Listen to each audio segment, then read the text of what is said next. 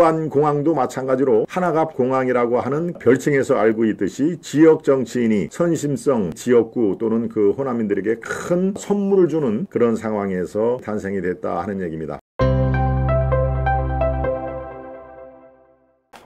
주동식이라고 하는 분이 계시죠. 아마 시사에 밝으신 분들은 들으셨을 텐데요.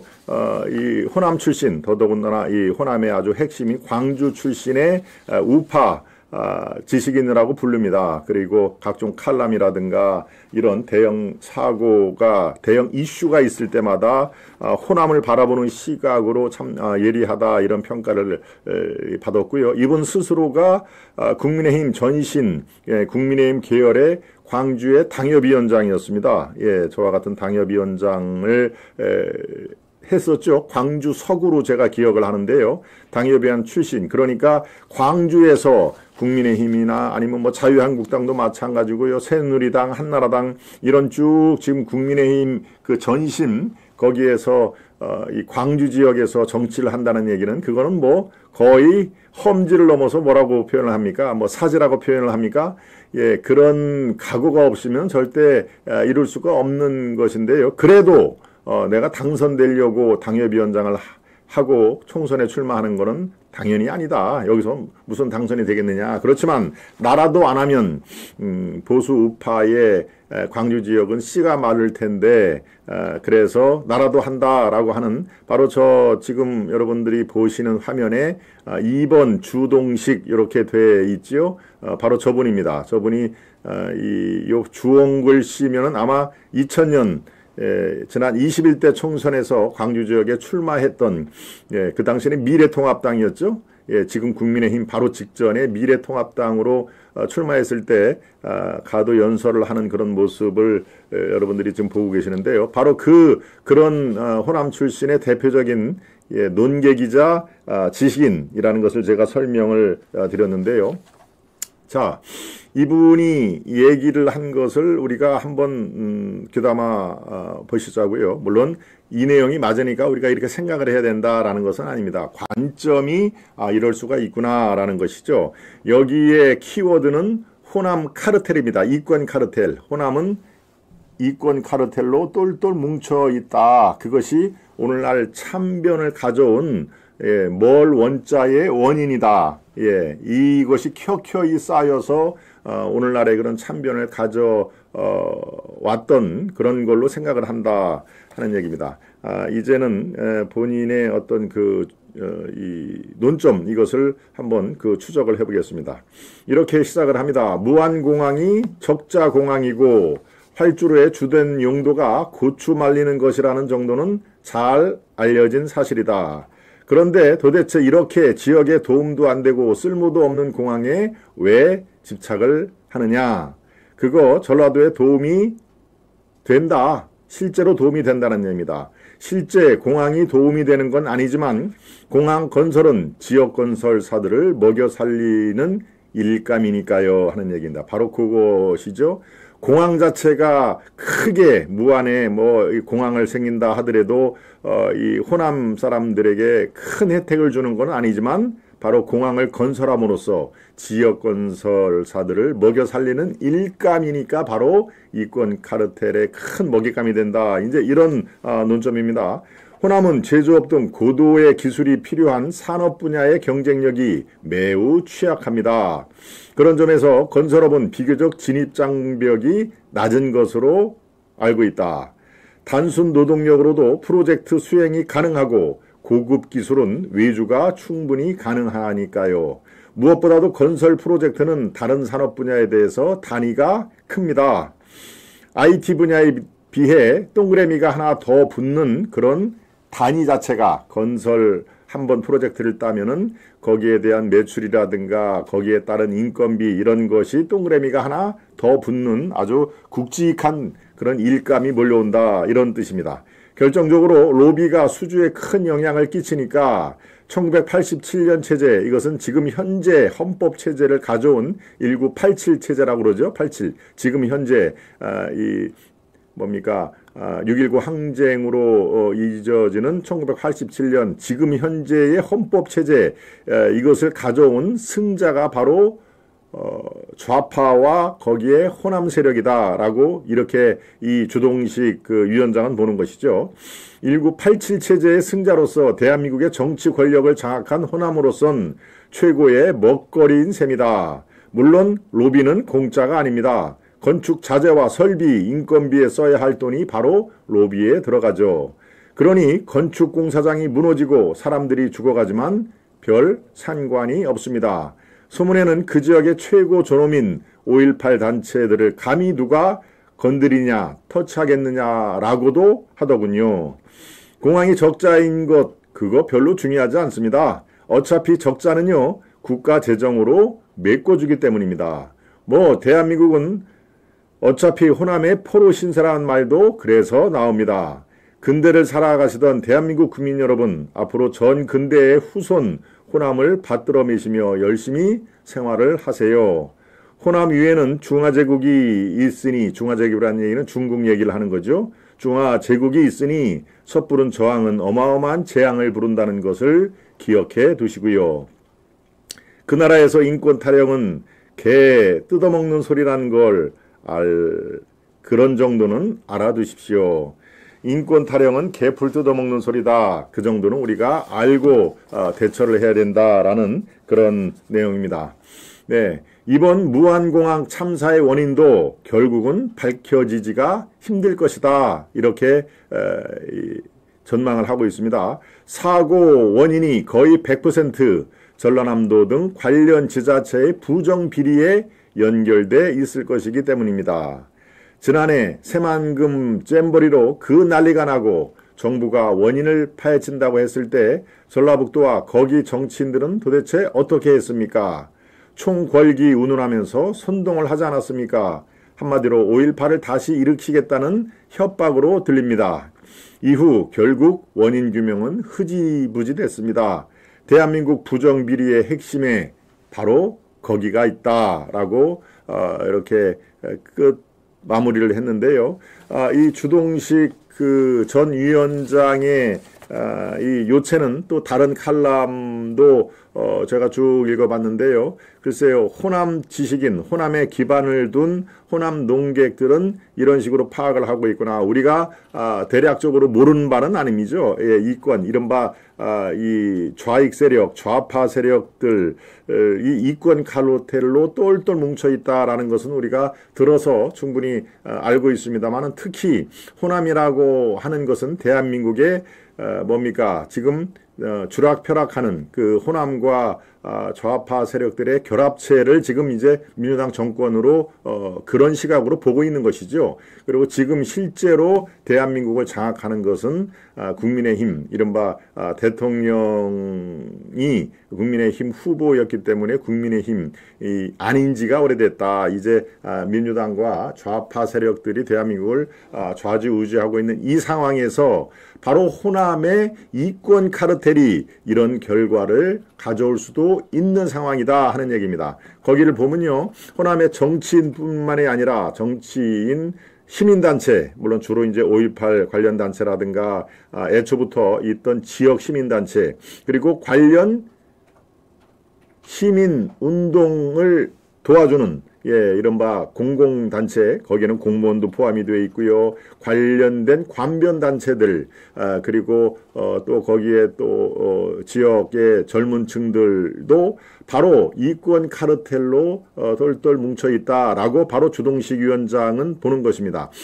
이것이 그들은 왜 이렇게 이권 카르텔로 똘똘 뭉칠 수가 있느냐. 이제 피해의식, 바로 5.18이라든가 그리고 이 산업화에 소외된 지역, 군산이라든가 광주, 전라북도 전주 이런 데가 다른 데 비해서 영남이라든가 또 부산, 울산, 경남 이런 데에 비해서는 이 산업화에 매우 뒤처진 산업 경쟁력이 매우 취약한 그런 지역 아니겠습니까? 그러니까 그런 것들로 피해 의식으로 무장을 한 그런 주민들이 이른바 이권 카르텔로 똘똘 뭉쳐 있다. 거기에는 모두 이 굵직굵직하고 지역에서 영향권이나 행사한다는 사람들은 다 이권 카르텔의 그런 그 의식을 갖고 있다. 따라서 이 무안공항도 마찬가지로 하나갑공항이라고 하는 그런 별칭에서 알고 있듯이 지역 정치인이 선심성 자기 지역구 또는 그 호남인들에게 큰 선물을 주는 그런 식의 공항, 철저하게 예비 타당성 검사라든가 수요조사라든가 이런 것들이 벌어지지 않는 그런 상황에서 공항이 탄생이 됐다 하는 얘기입니다. 뭐 비단 무안공항뿐만이 아니라 경상북도 예천에 있는 예천공항이 있죠. 예천공항은 뭡니까? 거기에는 또 유학성공항이라고 별명이 또 지었습니다. 유학성공항, 즉 이 군 출신이죠. 12.12 사태의 한 축을 담당했던 유학성 씨가 그 당시에 뭐 문경, 예천 이쪽이 지역구였을 때도 마찬가지로 예천공항을 지역에 선사를 했다 하는 얘기입니다. 이들 특징이 바로 정치공항이라는 것인데요. 정치공항의 특징이 뭡니까? 수요가 없어서 비행기가 안 뜰 때는 활주로에다가 뭐를 말린다고요? 그렇습니다. 이 고추, 우리 이 식재료로 아주 유견하게 쓰이는 고추를 말리는 그런 활주로로 쓴다라고 하는 글쎄요 다소 좀 희화된 그런 얘기입니다만은 실제로 한 5년 10년 전까지도 수요 조사를 하면은 하루에 비행기가 뭐 한 2번 3번밖에 안 뜨는 그런 일이 벌어지기도 했습니다. 그러니까 비단 무안공항뿐만이 아니라 예천공항이라든가 이 정치공항 정치적으로 만들어진 정치공항에 대해서는 글쎄요 이번 기회에 뭔가 다시 수요와 공급 이게 경제학의 가장 기본 아닙니까? 수요와 공급 거기에 따라서 가격이 결정되고 모든 시스템이 운영이 돼야 될 상황인데요. 이번 기회에 저런 무안공항 바로 이권 카르텔 이런 것들이 발 붙이지 못할 정도로 다시 면밀한 재검토가 필요하다 하는 얘기인데요. 바로 이 주동식 위원장이 얘기를 한 것 중에는 이번에 최근에 3, 4년 전 그러니까 2020년 이후에도 이 광주뿐만이 아니라 전라남북도에서 대형 참사가 한 대여섯 군데 대여섯 번 일어났다 하는 얘기입니다. 그것이 제일 큰 게 제 기억에 한 3년 전인가요? 광주의 시내버스 이 바로 길가에 옆에 있는 이 건설 공장이 우르르 무너지면서 지나가는 행인뿐만이 아니라 마침 그 옆을 지나가는 참 불운의 연속이죠. 그 옆을 지나가는 시내버스를 덮쳐서 그 시내버스에 타고 있는 분들 제 기억에 꽤 여러분이 유명을 달리했던 기억 여러분 아마 나실 겁니다.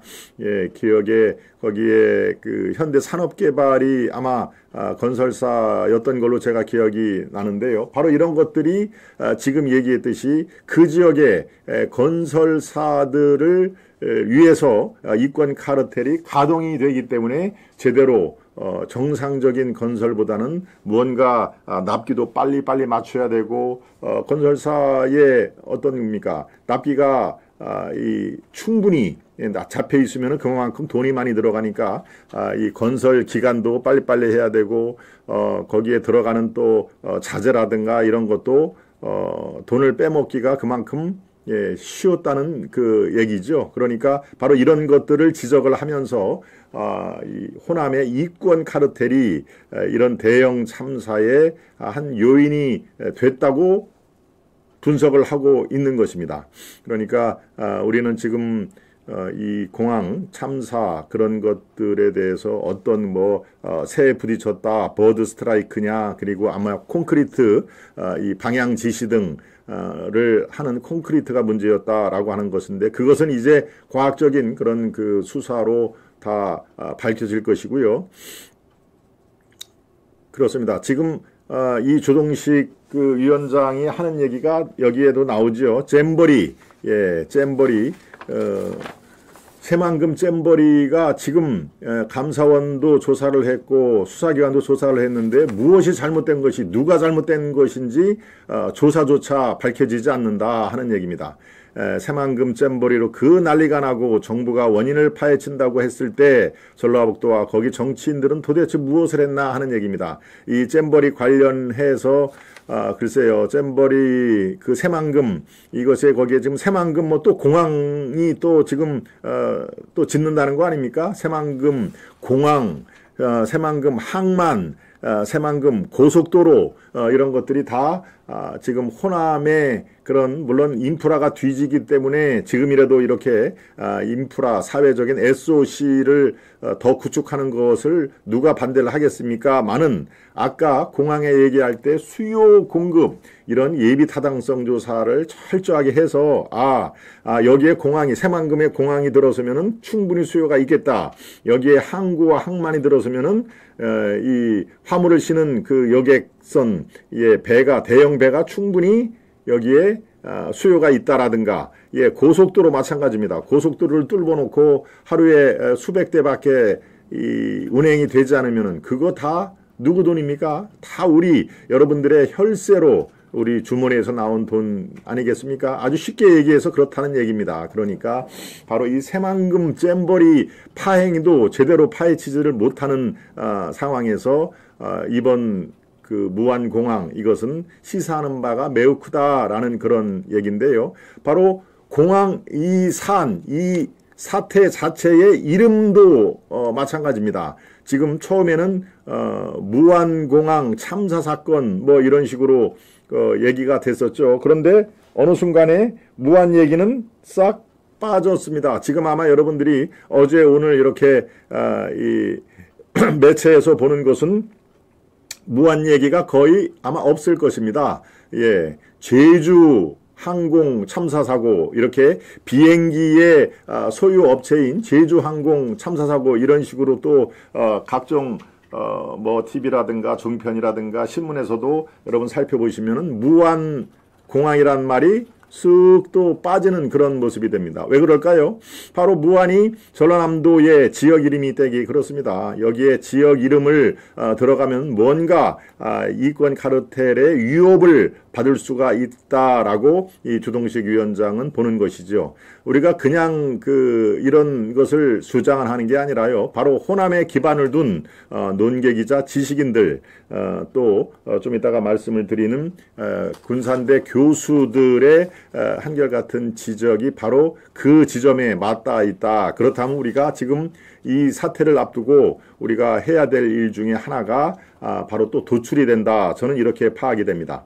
그러니까 무안공항 참사 사건에서 무안을 슬그머니 빼고 대신 그 사고기 항공사의 이름인 제주 항공 참사 사고 이런 식으로 슬그머니 참사의 이름조차 바꾸려고 하는 그런 세력들이 존재를 한다라는 게 바로 이 호남 지식인들의 요구인데요. 자, 이번에는 이양승 교수를 한번 살펴보겠습니다.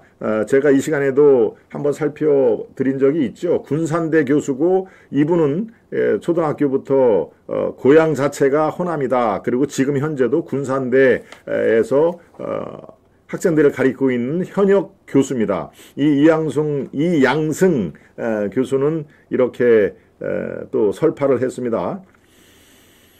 무안공항 항공기 사고 원인은 철새가 아니라 바로 정치 철새가 문제다. 무안은 철새 도래지가 아니라 정치 철새 도래지인 것이다.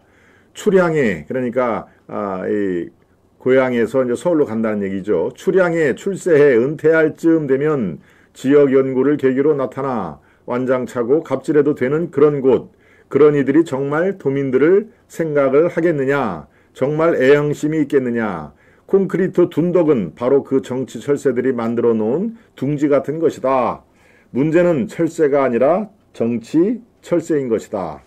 정치 철새들은 지도자를 추종한다. 한때 DJ를 따라 날다가 그 뒤에 노무현을 따라 날다. 다시 문재인을 따라 날다. 이젠 이재명을 따라 날아다닌다.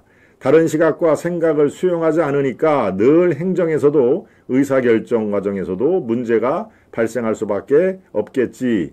작년 새만금 잼버리 사태 때도 그 무더운 날 왜 그토록 뜨거운 모래 위에서 캠핑을 하도록 했을까? 그때도 전라북도 무주로 가야 한다는 목소들이 많았던 것이 사실이다. 항상 한 방향으로만 달리는 거, 다른 시각과 생각을 적대시하는 분위기, 그런 게 진짜 위험한 거 아니겠는가? 다시 말하자면 이번 무안공항 참사 사건은 시스템의 문제인 것이다. 그리고 그 지역 정치 철새들이 기본적으로 이 문제를 잉태를 했다라고 하는 시각입니다. 지금 살펴본 것은 이양승 전라북도 군산대학의 지금 현재 재직 중인 현역 교수인데요.